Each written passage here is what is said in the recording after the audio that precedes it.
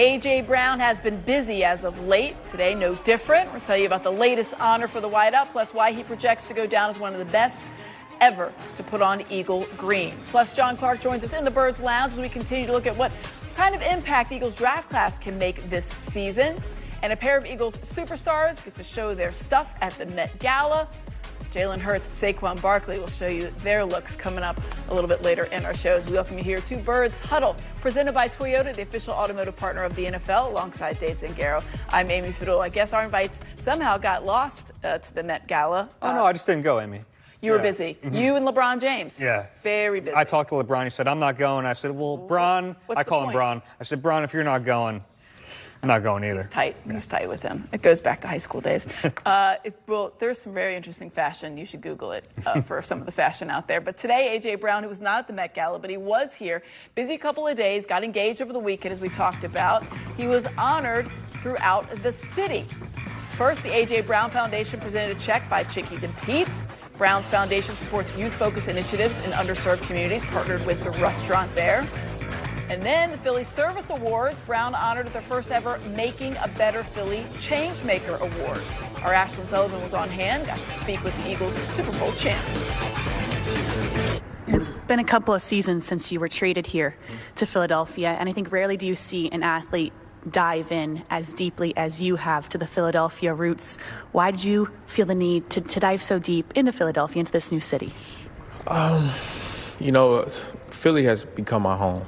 And I'm proud to say that, and a lot of stuff goes on in the city, and I'm just trying to, help out as much as I can, whether that's cleaning up the gun violence on the street or helping out with the kids or mentoring kids or giving scholarships, whatever I can do to help. And so that's important to me. I know you're going to be speaking to a good bit of high school students here today. What's the message? What do you want to tell them? Continue believing in yourself. I think they're already a part of the PSA, and so they're already off on the right track. Mm-hmm. And so my message would just be continue just doing what you're doing, and keep dreaming, dream big, and keep inspiring it to be better.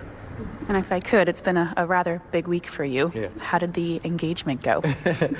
It went great. She said yes.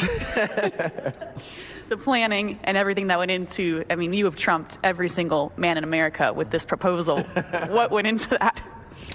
I just wanted to do something special for her. She deserved it. And I told her I was going to a award show, and she had no idea. And I'm glad I could put a smile on her face and her family's face. So. And if I could, just one football question coming off draft weekend. You guys are back in the building. OTA starting up here soon. What is the message with this offense staying pretty much the same going into a new year? It's always about evolving. We may not add a lot of pieces on offense, but there's always room to get better, and that's the only goal. And right now we're just crafting, and we're just trying to maximize that as much as we can and just continue to get better. All right, that brings us to our three-point stance presented by Toyota. First up, A.J. Brown will go down as an all-time Eagle. He's been with the team only for 3 seasons, but he's already played at a pair of Super Bowls, winning one of them, of course. Second-team All-Pro, 3 seasons as well. Every season he's been here, he's made that list, which is no small feat because the All-Pro is quite selective. He's incredible. Amy, I think back to when he came out of college, knew he was good. When he's in Tennessee, you know he's good. But then me getting the chance to see him work every single day, you realize just how good he is, how much he cares about the fine details of playing the position, how good he is in that locker room. And sometimes he gets unfairly labeled as a diva or this or that. He's been such a positive influence in that locker room. And just the player he is on the field is pretty unreal. Yeah, he's incredible. He's been fantastic. The top 2 receiving seasons in Eagles history now belong to A.J. Brown. He's still just 27 years old, too. Incredible. We're watching really a Hall of Fame talent caliber player in his prime with years to go in his prime, which is really exciting. We're seeing it right now. So appreciate it while you have it.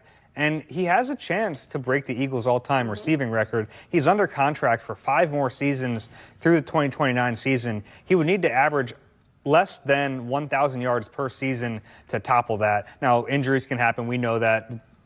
Things can go wrong. But there's no reason to think he's not going to go down as an all-time great if he's not already there, and I'm not sure he's not. I mean, he's already in 3 seasons here put himself among those elite receivers in the franchise history. It's incredible to think about the FaceTime call between he and Jalen Hurts, and that it happened. That actually happened, and it was only 3 years ago.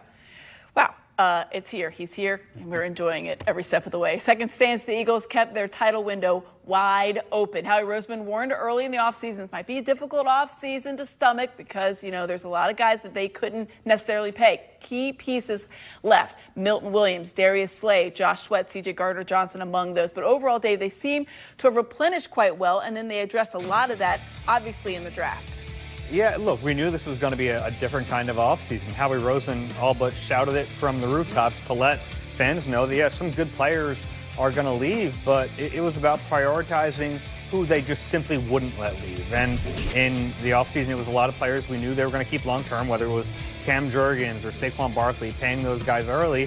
The key guy they kept was Zach Bond, which is kind of a departure from the way the Eagles have handled that inside linebacker position in recent years, but he was just that much of a difference maker. They said, no matter what, we can't lose Zach Bond, and they figured out a way to make it work. And there were some tough decisions, sure, and you don't want to see guys like Milton or Josh Sweat or C.J. Gardner-Johnson, Darius Slay. You don't want to see any of those guys leave, but it's not like this roster is devoid of talent. There's a lot of talent left on this roster, cornerstone pieces that they simply would not let go. So you make sure you keep those guys happy. You make sure you keep them long-term, and then you continue to add talent through the draft, which time will tell how they did this year. But in recent years, they've found key contributors, guys you want to keep long-term in the draft, and it looks like they got another one with Jahad Campbell. We'll see how that plays out. But drafting is important because when you have all these high-priced players, you have to make sure you have some cheap players, too, that are playing at a high level. How you get them. And you get them through the draft. You have to really operate on all cylinders, and they've done that the last few years. Talk a little bit more about some of their draft prospects coming up, but we got to check out our third stance, and it's Tyler Steen should win the right guard job. He was in a battle with Cam Jurgens for the job in 2023. Remember, obviously, he lost that one, lost the one to Mekhi Becton last year, but this year it's going to be a different story. Less competition. Do you think he finally comes out on top? Yeah, it's funny. I think opinions are really split on Tyler Steen. I think back to last year. What happens if he doesn't suffer a minor ankle injury early in training camp? Does he play poorly enough that they end up putting Becton in there? I don't know the answer to that question. I know they were really opportunistic when he got hurt to put Becton in there, and then he never gives that job up. So I think it was probably in their minds somewhere that, hey, maybe he's not the answer at right guard this year. But they didn't draft a pure guard in the draft, right? They drafted small offensive tackles. Maybe they could slide inside. They drafted a center who maybe can play guard. They didn't draft a pure guard. They bring in Kenyon Green, who's really struggled in his career, and they bring back Matt Pryor. So there will be competition. He'll have to earn the gig, but I think he does it. I'm actually higher on Tyler Steen than I think some other people are. I think he has to be more consistent. That's the big thing for him, is just consistently playing each snap in and out at that level. But we've seen flashes from him when he's stepped in at times for injured guys. He's played fairly well. It's just about doing that over the course of a 17-game season. I don't know if he can do that, but I think he can do enough to win that job, and see if he can. One of the many training camp battles we're looking forward to, and summer is just around the corner. Let's check out the playbook now, presented by Supercuts. John Clark is going to join us in the Birds Lounge. On the other side, we'll talk Jalen Hurts taking yet another leap this season, plus how he and Saquon Barkley showed out at the Met Gala, and which potential contender took the biggest leap this offseason to close the gap on Super Bowl champs.